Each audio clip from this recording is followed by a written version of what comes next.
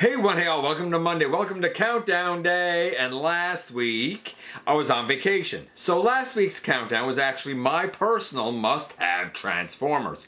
After we did the fan vote of that, I was asked by a lot of people, hey GotBot, what's your personal must-haves? So I did that last week. We are back to the fan vote this week as per usual, and this was another fan-suggested topic, another one that's not really my wheelhouse, and it's the top 10 third-party Legends class Transformers.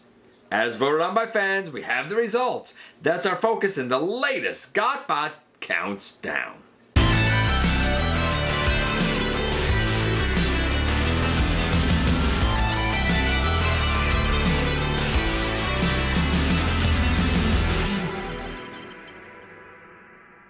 Hey all, welcome back to the channel. I'm your host, your most humble of hosts, Dennis Moulton, aka GotBot. As always, please like, comment, share, of course subscribe, and while you are at it, light 'em up, baby. Hit that notification bell, please. Helps me out a ton, lets you know when content of all sorts goes up here on the channel. Check out Machinery of Man, The Everything Factor, all the groups that I'm either a mod or an admin for, as well as all of my social media links. All of that's in the description down below. Also in the description down below, and if you happen to be in a position to help the channel to grow, you can use the donate link. Check us out on Patreon. See what we have to offer to you through spring. Or, of course, hit the join button at any given time and become a channel member. So I'm happy to be back. It was a great vacation. Very happy about the vacation, too. Already looking forward to next year. The fans voted. These are the top 10, pardon me, Legends class third-party Transformers. I know it's a mouthful. We do not have any honorable mentions this time around. So we're going to do as we always do. And we're going to kick things off with number 10 first. Kicking us off at number 10, we have this. It is New Age Grimlock. Ymir, I think is his name. Y-M-I-R, I think. I'm probably just going to use the regular names because half the time I cannot pronounce the third-party names. Anyway, needless to say, this is New Age's take on Grimlock. He looks exceedingly Grimlocky, what with his flame sword, his double barrel blaster. I love the yellow on the chest. If you prefer a different coloration, this being New Age, they did a blue version. They did a translucent version. They did a toy accurate version. They did a chrome version. They've done it all. The picture that I have here, I'm pretty sure is meant to be the animation accurate version. He also has tremendous articulation and an excellent dyno mode that also is pretty well articulated for something this diminutive. Would I expect anything different from New Age? No. A stellar company. They know their size class. They know their niche with Legends. And their version of Grimlock takes the number 10 slot. Coming in at number 9, something a little bit different with this. It is Wheelie. That's right. It is the DNA Designs take on Wheelie. So when Studio Series 86 Grimlock came out, DNA Design, being DNA Design, did an upgrade kit. And one of the things that really stood out was the Wheelie that sat on Grimlock's shoulder. It had to kind of stay in the pose it was in, really, with the knees bent in a seated position. I think the arms could move, though there was no elbow for either, with one perpetually bent and the other perpetually straight. Enter DNA Design, and amongst the things in their upgrade kit was this entirely new Wheelie. Very articulated, it fit the bill, it looks great in both modes. Granted, the vehicle mode might be a little bit stylized, but the robot mode is full of articulation with his slingshot. I even think he has like multiple heads. It's definitely much better than what we got from the Grimlock. It's probably even better than the Studio Series 86 Wheelie, to be honest with you. A lot of people have this version because they bought the upgrade kit for Grimlock and they said, man, this is the Wheelie for my collection. That speaks volumes when essentially an accessory becomes the representation of a character in a lot of people's collections. DNA Design's take on Wheelie takes the number 9 slot. Coming in at number 8, we go to Dr.wu and this. It is their take on Metroplex. And he does all of his modes, the base mode, as shown here. We do not have his, like, rolling, I don't know what you call it, rolling aircraft carrier mode. I don't know what you call it. But he can do that. He even turns into, like, a square. Yes, he's a little bit super deformed in robot mode, just a little bit.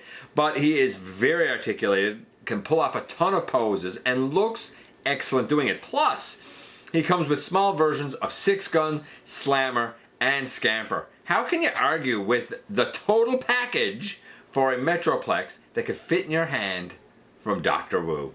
It takes the number 8 slot. Coming in at number 7, we stick with Dr.wu, and this, it's Trypicon. Yeah, if we have a Metroplex, you should have a Trypicon. The thing is with the Trypicon that I don't notice the super deformed nature very much here because he's a dinosaur. So it's a little bit hidden, to be honest with you, where his robot mode really just looks like his robot mode. I said dinosaur. I know it's a kaiju. Sorry, I grew up in an era where he was a big T-Rex. And I still to this day, I'm not a Japanese fiction guy, so I really don't know a whole lot about kaijus. I digress. This looks like Trypicon. It is painted very, very nicely. We still get his sprawling base mode, as sprawling as the little legends can be, and we get the ship mode, just like the Titan's Return one has, and you still get a little version of full tilt. Again, everything I said about Metroplex applies here to Trypicon as well. Nothing but love at the number 7 slot. Sliding in at number 6, we have this guy. Yeah, it is. I just want to make sure that I'm getting this right. Iron Factory Surfing Arrow. It's Sea Spray. It's Iron Factory's take on Sea Spray. Yes, it's a little bit stylized, but you absolutely know this is Sea Spray. The alt mode hovercraft kind of has 2 pontoons, so it's a little bit different. But again, you would know it as a hovercraft. This is kind of like what we got when we had like the Classics Universe line, where we had like the G1, but it was sort of updated. Well, this is the G1, but slightly stylized. Instead of just him having big pontoon feet, his lower legs and feet are all blue. Instead of kind of having a more like, I want to call it tubby build and skinnier limbs, this guy has better proportions overall. And he has an excellent head sculpt that has the 2 eyes, a la the animation. Very articulated, excellent alt mode. Really cool robot mode. This is a fantastic Sea Spray, and a lot of people have said, hey, I don't need any more. This guy fits the bill for me just fine. Who am I to argue? Yes, Iron Factory's take on Sea Spray takes the number 6 slot. And now a hush falls over the crowd because we've reached the ever coveted, ever popular halfway mark. And at the halfway mark we have this. It is Iron Factory's take on Lioiser. Not the individual members, but the combined form of Lioiser, with fans saying, look, he looks perfect. He looks like Lioiser the way he was in the animation in the cartoon. I agree. Secondly, they said his combining method is super solid, so that when you get him combined up, he stays combined up, good and chunky. And third, they said once he's combined, the articulation is second to none for any bot anywhere. I can't speak to it. I have not actually handled any of these guys, including the Lioiser.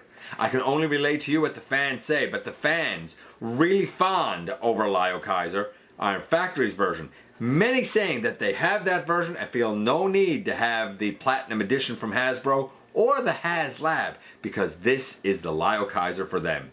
That speaks volumes when a Legends scaled Lioiser is good enough for any mainline collection. Lioiser, yes sir, takes the number 5 slot. Coming in at number 4, we go back to New Age, and this, their take on Omega Supreme. And I love the look of this.